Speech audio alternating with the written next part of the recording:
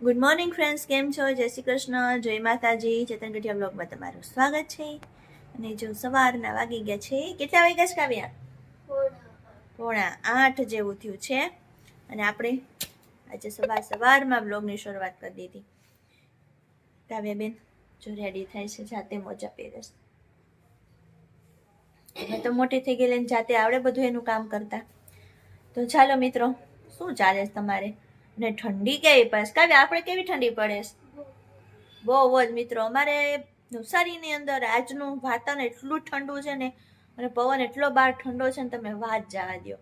ચેતન તો આજે થર્મલ પહેરીને ગયા છે, બહુ ઠંડી છે આજે, મારે થર્મલ પહેરીને જાઉં, નહીંતર ન પહેરી છે, પણ આજે ઠંડી બહુ છે ને એટલે પહેરી ગયા છે. અને કાવ્યા, તું પણ જેકેટ ને બધું પહેરે છે હો. જો આવું છે મિત્રો. તમારા ગામમાં કેટલી ઠંડી છે અને કયા કયા ગામમાં કેટલું ઠંડુ વાતાવરણ છે, કોમેન્ટ કરીને જણાવજો. કાવ્યા બેન આપણા રેડી થાય છે, મોજા પહેરે છે. અને આ શું લગાવ્યું છે કાવ્યા તે? ટાઈમ ટેબલ લગાવ્યું સ્કૂલનું, બોલો. અને આ ચાર્ટ લગાવ્યો છે. શેનો ચાર્ટ? આંખની કસરતનો. એવું છે ને મિત્રો કે કાવ્યનો નંબર છે, તો આપણે અહીંયા નવસારીમાં મસ્ત હોસ્પિટલ છે આંખની. દેશમાં 10 નંબર આવે ને આપણે ઇન્ડિયામાં ટોપ 10, એમાંની એક હોસ્પિટલ અહીંયા છે. તો આપણે થોડાક 4-6 મહિને આપણે નંબર ચેક કરવા માટે જઈએ આપણે કાવ્યાબેનના.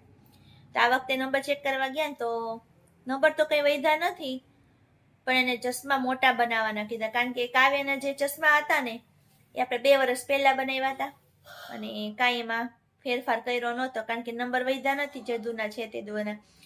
ચાલો આપણે આજે પાછા આની પહેલા એટલે કે ચેક કરાવી આવી.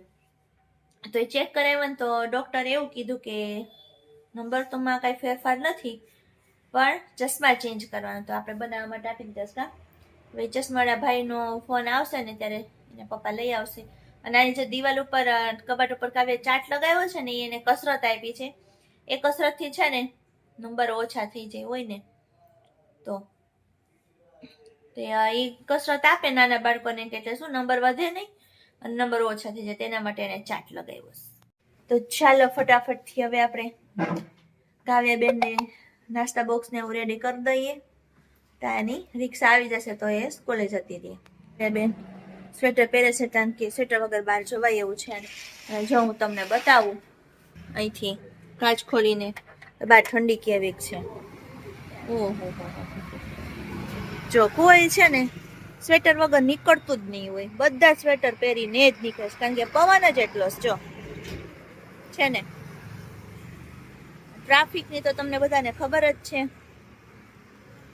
કેટલો નીકળે આપણા રોડે. તો આવું છે મિત્રો, બહાર બહુ ઠંડી. ચાલો ફટાફટ કાચ બંધ કરી દઈ, કારણ કે આ કાચને લીધે છે ને બહુ ઠંડી લાગે.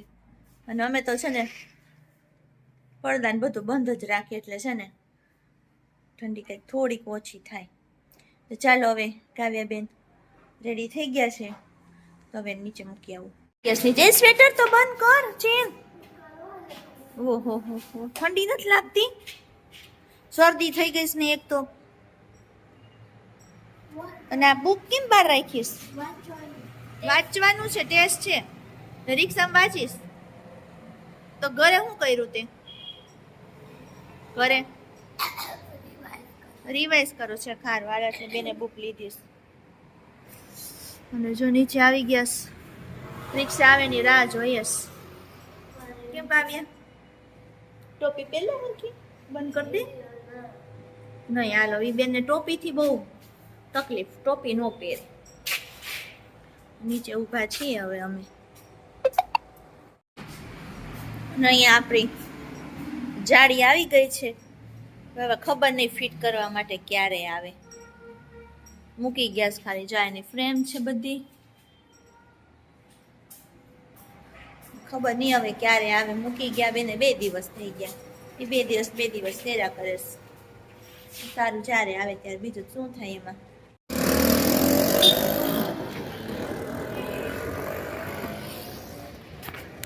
ચાલો રિક્ષામાં કાવ્યાને મૂકી આવ્યા અને હવે જઈએ ઉપર ને ફટાફટ કામ કરે, કારણ કે ઠંડીનું છે ને પાણીમાં કામ કરવું બહુ અઘરું લાગે.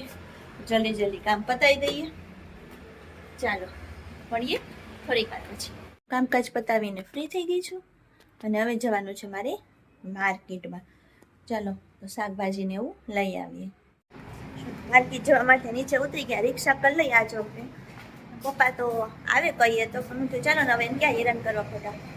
અહીં રિક્ષા આપણને મળે જ છે માર્કેટ સુધીની, ડાયરેક્ટ રિક્ષામાં જઈ આવો ને રિક્ષામાં વહી આવો. કારણ કે હજી આપણે ગાડી ચલાવવાનું સાહસ નથી કરતા. જો ગાડી બહાર પડી જ છે, હાથ હજી મારો દુખે છે કામ કરવું ને, એટલે તો કંઈ એવું આપણે સાહસ નથી કરવું. તો રિક્ષા બહુ આપણા માટે સારી રહેશે. તો ચાલો હવે ફટાફટથી માર્કેટ જઈ આવું. જો શાકભાજી લઈને આવી ગઈ, થોડીક વાર બેસી ગઈ કારણ કે વજન હોય થેલીમાં અને જમણો હાથ મારો દુખે, એટલા માટે બેસી ગઈ થોડીક વાર હાથને રેસ્ટ થઈ જાય પછી બધું શાકભાજી સરખું ગોઠવી દઈએ ફ્રીજની અંદર. એટલે થોડીક વાર બેસી ગઈ. ચાલો તો થેલી ખાલી કરી લઈએ. શું શું લાવી છું. ના કોઈ તૂટી ગયું. જો આ વજન એટલો થઈ ગયો તો ને,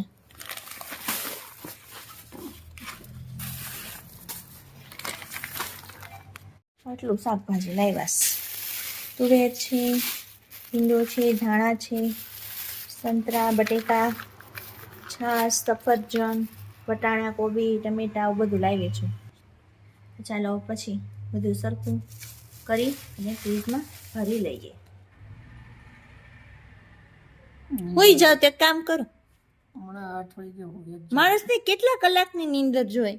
મારે 15 કલાકની. બસ ઈ જ વાંધો છે મૂળ. 10 કલાક હુંશ ને તો 15 કલાકની નીંદર જોઈએ. મને એમ કે તું 4 કલાક હુંશો. એનું શું કરું? બસ રેવા દ્યો. બસ નીંદર આવે તો શું કરવાનું? હુઈ જાવ. જાવ ગોદરા 3 ઓઢાડી. જમીન હુઈ જાય. ના જમવું નથી, હુઈ જ જાવ. જમે હું ભૂખ લાગે રાતે. નહીં ઈ જમવાનું ભૂખનું ઈ નહીં મારે જોવાનું. તમારે નીંદરથી મતલબ રાખવાનો.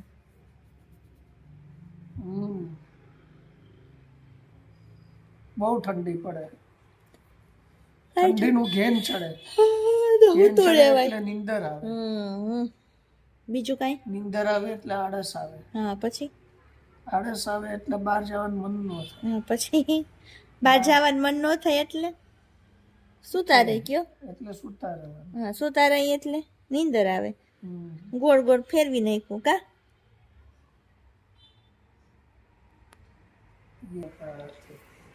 તો 2.5 કિલો રાતને મારે શું કરવો?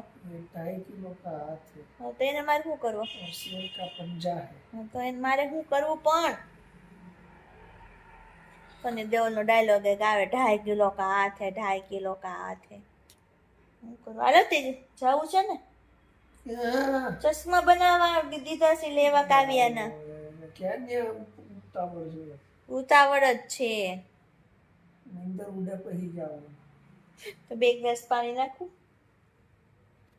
પહી હું પહી એટલે હું પણ પહી જવાનું છે. એમાં મને ન ખબર પડી. આવું છે મિત્રો. આખું ગરમે જો ચશ્મા લેવા જાય, 1 થી તો ઉપડે નહીં ને બધાય લેવા જઈશ. કીધું તો ને ફોન આવશે એટલે જાશું. કાવ્ય કે મારે આવું. એવું ચેતન તો હોય જ. અને મારે તો જવાનું જ હતું. ચાલો કાવ્ય બેન બેસી જાઓ. ચશ્મા લઈને આવી ગયા. જોઈએ કાવ્યને પહેરાતા કેવા લાગે છે. ઓહો વાહ વાહ, શકલ ફરી ગઈ કાવ્યાની. તમારા પાસે તો હતા જ બધા લાઈનમાં 3 ચશ્મા વાળા. જો પપ્પા, તારા પપ્પા નંબર છે. મને એમ કીધું તમારે જરૂર જ નથી. ત્યારની વાત ત્યારે, 5-6 વર્ષ પછી દેખાય છે ને હરખું બધું. આ કેટલા છે? આ કેટલા છે? આ કેટલા છે? ઈ દોઢ છે, ઈ દોઢ છે, દોઢ.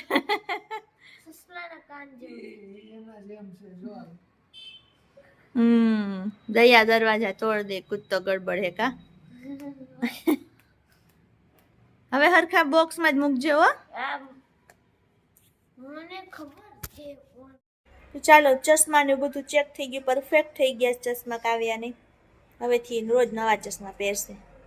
તો ચાલો, હવે આ સાથે આપણે આજનો વિડીયો અહીં પૂરો કરીએ. નેક્સ્ટ વિડીયોમાં પાછા મળશું. ત્યાં સુધી બધાને જય શ્રી કૃષ્ણ, જય માતાજી.